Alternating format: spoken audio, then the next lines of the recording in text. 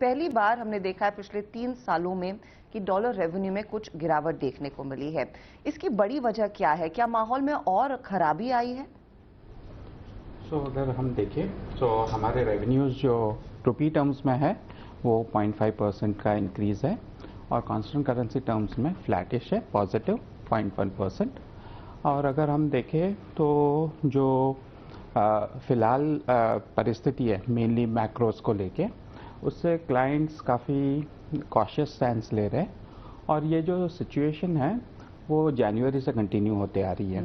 अगर हम quarter on quarter बात करें, पिछले तिमाही से इस तिमाही में ज़्यादा परिवर्तन नहीं आया है, सिचुएशन सिमिलर रही है, ट्रेंड सिमिलर रहे हैं। और जो देखा जा रहा है कस्टमर्स जो डिस्क्रिशनरी प्रोजेक्ट्स है, जो प्रोजेक्ट्स में आउटकम्स फिलहाल में नहीं आ रहे और कुछ लंबा समय लगने वाला है आउटकम्स देखने के लिए, उनको रिप्रायोरिटाइज करके प्रोजेक्ट्स जहाँ पे कॉस्ट ऑप्टिमाइजेशन मिल सके उन पे फोकस कर रहे हैं। जबकि दूसरी तरफ हम देखें तो हमारे डील विंस जो रहे हैं वो काफ़ी अच्छे रहे हैं एंड लास्ट 3 क्वार्टर्स में 10 बिलियन प्लस के डील्स आए हुए हैं in each of the quarters. जो इंक्रीमेंटल रेवेन्यू आ रहा है ये डील्स में से वो एक्सपेक्टेड लाइंस पे आ रहा है, बट इन प्रोजेक्ट्स को, एग्जिस्टिंग प्रोजेक्ट्स के जो सिनेरियो को देखते हुए वो ऑफसेट कर रहा है। हायरिंग को लेकर अब प्लान क्या रहेगा? कंसिडरिंग इस पर्टिकुलर क्वार्टर में 6000 कमी देखने को मिली है, तो क्या ये डिमांड का रिफ्लेक्शन है? क्या आपके हायरिंग प्लान्स पर भी इसका कुछ असर देखने को मिल सकता है और इट्स अर्ली डेज? अच्छा, ऐसा है ना Harshada, let me make it very clear. ऐसा है कि ऐसा क्वार्टर बाय क्वार्टर नहीं देखना चाहिए इसको, कि हम लोगों ने, मैंने पहले भी कहा है बहुत बार कि हम लोगों ने बहुत निवेश किया है कैंपस हायरिंग में, काफ़ी 18-24 महीने से हमने निवेश किया है, उसका फल हमको आज देखने को मिल रहा है। और वही कारण से ऐसा है, और फिर एट्रिशन भी कम हो रहा है। ये सब देख के हमने रिकैलिब्रेट किया हायरिंग, और उस हायरिंग कम हुआ कंपेयर टू जितना एट्रिशन हुआ, तो उसके कारण नेट हेडकाउंट नेगेटिव आया।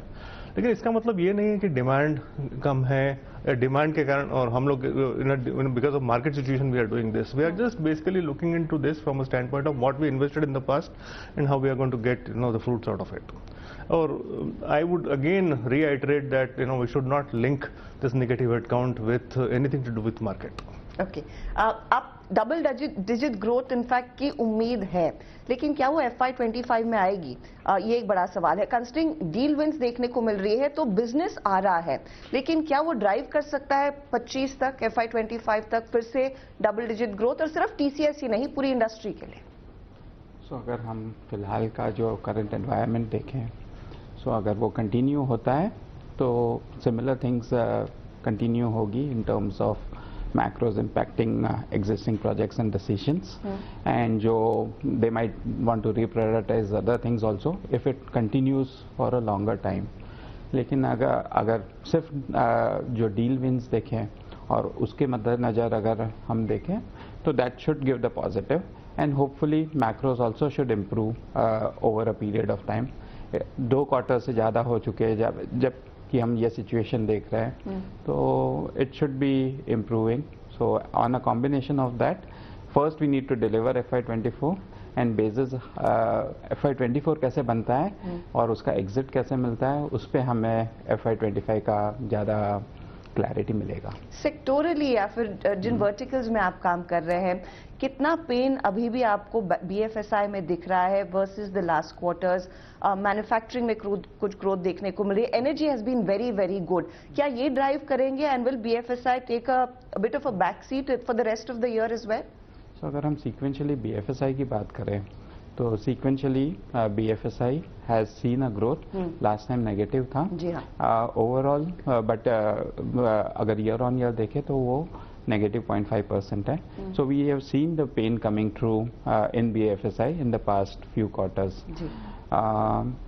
The other two sectors which were most impacted were the telcos, CMI वाला sector और टेक सर्विसेज. वहाँ पे पेन है. जैसे आपने बात किया, manufacturing has been an outperformer and has been an outperformer क्योंकि हमने मार्केट शेयर गेन्स किए हुए. Manufacturing relatively over across verticals it has outperformed, and energy and utilities as we have carved out has also gained substantial mass to call it out separately, and वहाँ पे भी mid-teens growth देखा गया है.